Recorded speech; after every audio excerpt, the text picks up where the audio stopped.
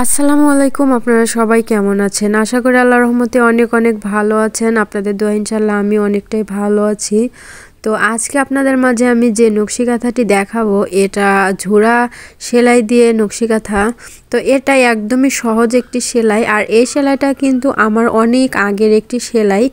তো আজকে আলমারি থেকে বের করে ভাবলাম আপনাদের মাঝে একটু শেয়ার করি। তো এখানে সিম্পল একটা ডিজাইন করা হয়েছে, আর আপনারা চাইলে এই সেলাই দিয়ে যে কোনো ডিজাইনই কিন্তু করতে পারবেন। আসলে সেই সময় আজ থেকে প্রায় 5-7 বছর আগের এই কাঁথাটি, তো এই কাঁথাটি কিন্তু সেই সময় আসলে অনেকটাই সবার কাছে ভালো লাগতো। আর এখন যেহেতু দিন দিন অনেক সুন্দর সুন্দর ডিজাইন আসছে, তো এই কাঁথাগুলো কিন্তু এখন দেখতে একদমই ভালো লাগে না।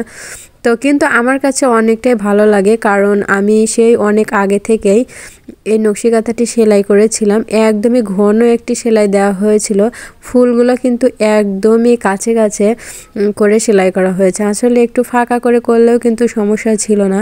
তো যেহেতু তখন নতুন অবস্থায় কিন্তু আমি ওইভাবে বুঝতাম না।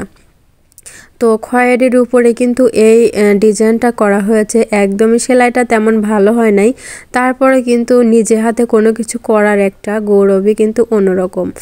আর যখন আমি কোনো কিছু সেলাই করি তখন কিন্তু আসলে আমি অনেকটাই চেষ্টা করি কাঁথা সেলাইয়ের জন্য, সুন্দর করে সেলাইয়ের জন্য, কিন্তু তখন অতটা বুঝতাম না। তারপরে কিন্তু যতটা সম্ভব হয়েছে আমি সুন্দর করার চেষ্টা করেছিলাম।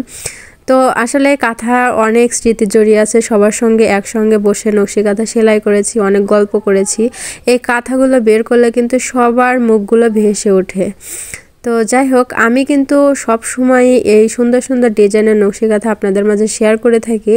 যারা সুন্দর সুন্দর ডিজাইনের নকশি কাঁথা সেলাই শিখতে চান এবং সেলাই দেখতে চান, তারা কিন্তু অবশ্যই আমার এই ছোট্ট চ্যানেলটি আপনারা সাবস্ক্রাইব করে রাখবেন। আর এখন পর্যন্ত যারা আমার এই ভিডিওটিতে একটি লাইক দেন না, দয়া করে একটি লাইক দিতে কিন্তু একদমই ভুলবেন না।